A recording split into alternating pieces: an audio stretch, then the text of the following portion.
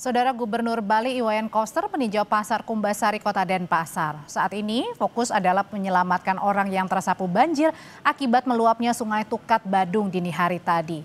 Pihak pasar sempat mengimbau pedagang untuk menyelamatkan diri. Namun ada sejumlah pedagang yang berusaha menyelamatkan dagangannya hingga akhirnya tersapu banjir. Dikabarkan ada satu pedagang yang meninggal dunia dan beberapa orang dikabarkan hilang. Lakukan penyelamatan para pedagang untuk menghindari korban karena arus sungai cukup besar. Kemudian yang kedua ada pedagang yang belum ditemukan, ada 4 orang sedang dicari untuk memastikan apakah itu bisa diselamatkan atau tidak. Informasi paling baru dari banjir di Bali, terutama di Underpass Dewa Ruci Badung, Bali. Kita temui jurnalis Kompas TV Jipayana Putra dan juru kamera Kadek Santosa. Jipayana, apakah di Underpass Dewa Ruci Badung masih ada mobil yang terjebak?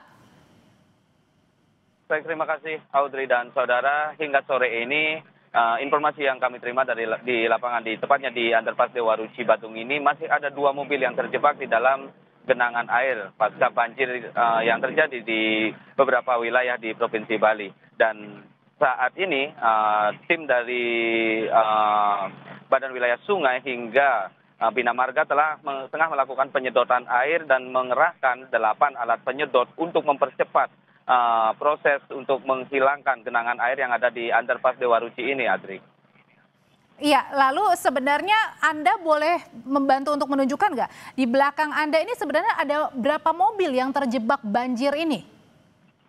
Baik Audrey dan saudara, tepat ada di belakang saya, tepatnya di Underpass Dewa Ruci ini, masih ada 2 mobil yang terjebak banjir dari tadi pagi, di mana 2 mobil tersebut milik warga yang tengah kebetulan melintas di kawasan Dewa Ruci dan terjebak kemacetan di kawasan Dewa Ruci ini. Dan akhirnya akibat adanya debit air yang terlalu tinggi mengakibatkan kawasan ini terendam cukup parah, dan hingga sore ini ketinggian air diperkirakan masih di sekitaran 3,5 meter, Audrey. Iya, berarti artinya pada saat kejadian mobil terendam kemudian ada penumpang maupun pengendaranya atau sopirnya. Bagaimana dengan kondisi para korban ini, Ipayana?